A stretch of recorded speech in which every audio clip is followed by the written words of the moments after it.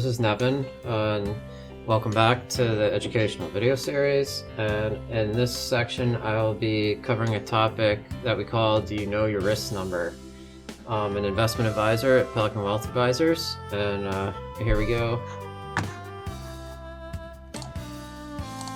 So this is what we call the financial house, and if you had viewed any of the introduction videos, you may have seen Dr. Frank covering this. So I'll just go over it very briefly. This is what we call the financial house with the color of your money. And green money is safe money, involves guarantees. There's no risk in green money.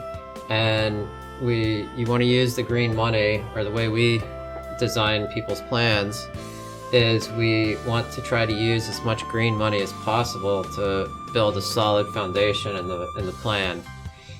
And then moving up, you've got the walls of the house, what you would build next, and that's your yellow money. And those consist of interest-bearing types of securities. So your bonds, maybe REITs or something like that. Utilities maybe could go in there. Stocks that pay high dividends, and but they're not very volatile, like low beta stocks. So something that comes to mind is like AT&T there. Next, at the roof of the house, which is the last piece, when you're building a home, as well for us as when we're building a plan, this is the red money. And that is your risk assets, which will primarily for us include equities, your stocks, your ETFs, things like that. Equity mutual funds could be in there. And that will consist of your core assets, and then your core equities, so maybe one of the major indexes or something like that. And then there'll be your tactical piece of that, which are various stocks that we may rotate in and out of, or sectors like semiconductors or biotechnology, or there's many sectors. So, and some are in favor and some are out of favor. So that's what the tactical is about, following those trends. Okay, so the three worlds of investing. This is primarily the viewpoint that we have on things. So it's broken down into your safety with guarantees on one end of the spectrum, and then on the opposite end of the spectrum are your risk assets, and that's going to be your red and yellow money. But the third piece that isn't really talked about a whole lot, and it's relatively new, a new vehicle that's available now, probably just over the last decade or so. And those are what we would call like a hybrid between the two, because, you'll see in a second. So with the safety and guarantees on that end of the spectrum, you can't expect a lot of return there. Because if you want safety, you've got to sacrifice something for that. So typically what you're sacrificing for is return if you want safety. And so bank CDs are an example of something that's safe and provides guarantees. It's insured by the FDIC and everything. So, over the course of a 12-month period, maybe you could expect to see 0.5% or 2% or something like that. And then jumping all the way over to the opposite end of the risk spectrum, in your red money and your yellow money, which will include things like stocks, ETFs, mutual funds, REITs, variable annuities if you have one, because those fluctuate, your bonds, options if you're a person that trades options. That's what you find here. And over the course of a year, you could expect to possibly, you could potentially lose everything. Or you could have an amazing time and earn 35% like we're saying here, or more. So that's how that works, but there's a significant amount of risk there. And so what we want to bring to your attention is there's something that exists in the middle there. And an example of that is what's called fixed indexed annuities. And the way those work is they protect you on the downside, so they have a piece of the safety because they're technically an insurance product. They have the safety aspect, but they also have the growth aspect. So the safety piece of those is they protect you on the downside. There's a zero floor. You can't lose money due to performance in these types of investments or vehicles. And there's upside potential, not as much upside potential as you may see if you have a stock. But an example is we've in some of these that we've had a client that earned 19% in 1 year on a vehicle such as this. So that's the three worlds of investing. There's something that does exist in the middle. All right, and then there's three buckets of money. So when you're thinking about risk, you got to think about how you're allocating.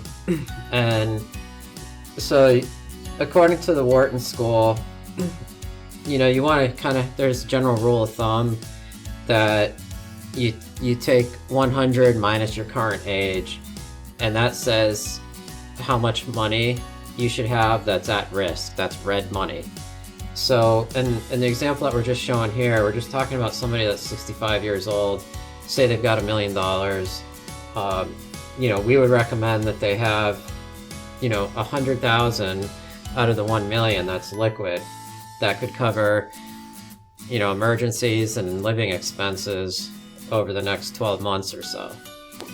And like I said, the 100 minus your age would be your risk money, so 35% of the 1 million could be in the stock market, for example, and so that would be the 350 out of $1 million. And then the rest, the other 550, should be safe money. It should be green money, where you don't ever have to worry about it. There's guarantees involved, and there's no risk. And what we find when we're working with clients is that, surprisingly, and we believe it's due to a lack of education, hence why we're trying to put this together for you, that most people seem to have almost 100% of their money in the risk bucket in red money. So that's something we're just trying to help people understand.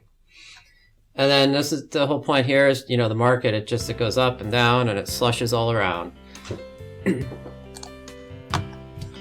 All right, and then just to interject a little humor here, we're just saying, if you just read this real quick, it's just they're saying, oh, you got to watch out in October because October is a very peculiar month. It tends to be a very dangerous month to speculate in stocks. But, then again, so is July, January, September, November, basically any other month. So you want to make sure that you're properly allocated according to your risk. And then here is a chart of the Dow Jones, the Dow Jones 30. That's what everybody's watching on the news and everything like that, or on TV. And what we're pointing out here is that there can be long stretches of time where nothing has happened in the market. Point A is the same point as point B is over a 10-year period is what we're trying to show here. So, if we just start on the far right, our most recent period of time, and now this thing ends in 2010, but it's covering the decade 2000-2010, it's called the lost financial decade. Because the financial crisis, you can see the Dow went nowhere in that period of time. And then, moving left, you've got the 401k boom. That's when, after ERISA passed and the pensions that, depending on how old you are, your parents, your grandparents had, started to go away, and employers started sponsoring 401ks. So that's when you start seeing all the money piling in the 401ks every week and every month from people's paychecks. And, and then you got another red period there of 17 years where the market went nowhere. There's ups and downs, and like I said, it's slushing all around. but over a 17-year period there, it virtually went nowhere. And then, we're just highlighting the Great Depression there, what that looked like. Another example of, going nowhere over 25 years.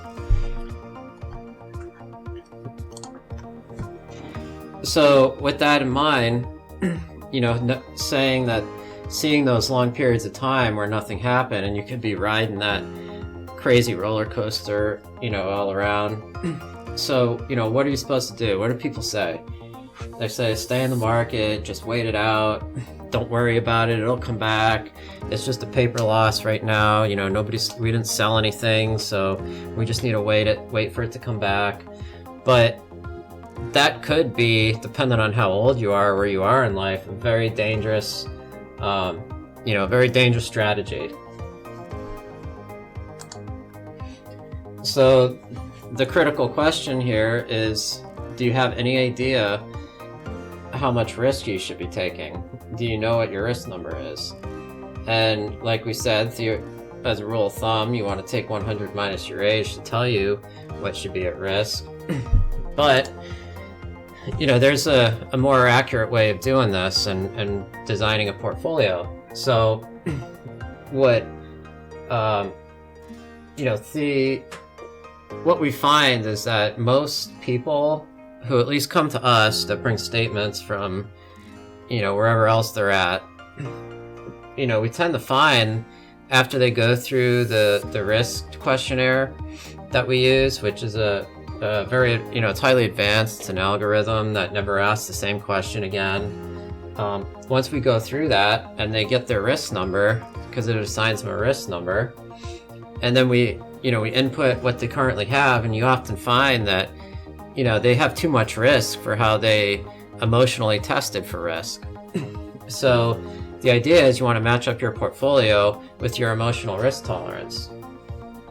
And so that's what we do. We design a portfolio to match that. So, with all that in mind, what's your plan? Do you just plan to buy and hold and just, sit through the next correction? If you're young, that may not be a bad thing, because then you can just buy more and contribute more. But if you're older and you're in retirement or you're approaching retirement, this is something serious that you ought to consider and think about. All right, so I'll leave you with that. Take note of the disclaimer here real quick, and then we will be coming back on the next video with an example of and a demonstration of how we determine risk for somebody. All right. I hope this has been useful and you learned something from here. And thank you for watching. We'll see you next time.